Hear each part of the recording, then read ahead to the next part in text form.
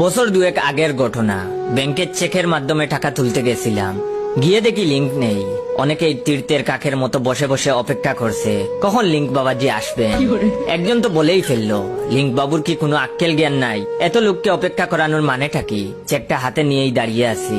এমন সময় পাশ থেকে আমাকে একজন ফিস ফিস করে বললেন, দাদা আমার চেকটা একটু লিখে দেবেন। আসলে লেথকুর পাবলিক আমি, হাতের লেখাও ডাক্তারের মতো। এর লাগি লেখা টেখার দরকার পড়লে আমি হরি যাই। নিজের চেকটা বউকে দিয়ে লেখিয়ে নেই, শুধু সইটা আমি করি।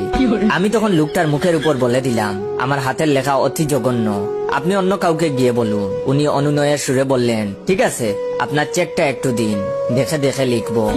আমি লোকটার এমন আবদার শুনে আশ্চর্য হয়ে গেলাম আর বললাম, সে কি দেখে লিখবেন?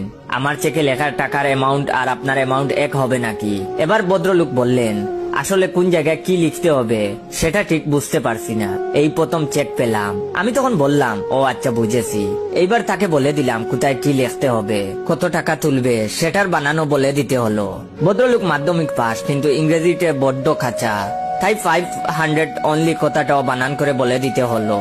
তখন লোকটি আমাকে জিজ্ঞেস করলেন, কিছু মনে করবেন না, বলছিলাম যে অনলি কথাটা কেন লিখতে বলেছেন, একটু যদি বুঝিয়ে দিতেন। তখন আমি বললাম, ওটা লিখতে হয়, সবাই লেখে, কারণ আমিও ঠিক জানি না।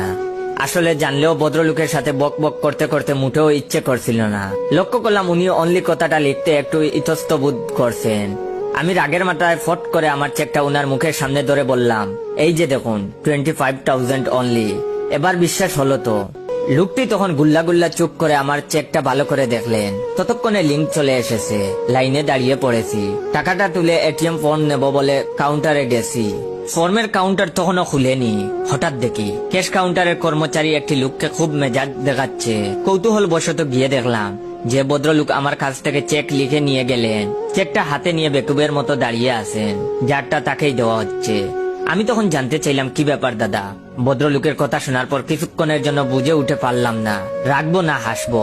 ব্যাপারটা হলো, এত কিছু দেখানোর পরেও 500 এর পর অনলি কথাটা লিখতে তার মন সায় দেয়নি। উনি ওস্তাদি করে লিখেছেন 500 নাথিং। কাউন্টারের লোক যখন জিজ্ঞেস করেন এসব কি ভুলভাল লিখেছেন, নাথিং মানে, উনি তখন বিজ্ঞের মতো যুক্তি দিয়েছিলেন।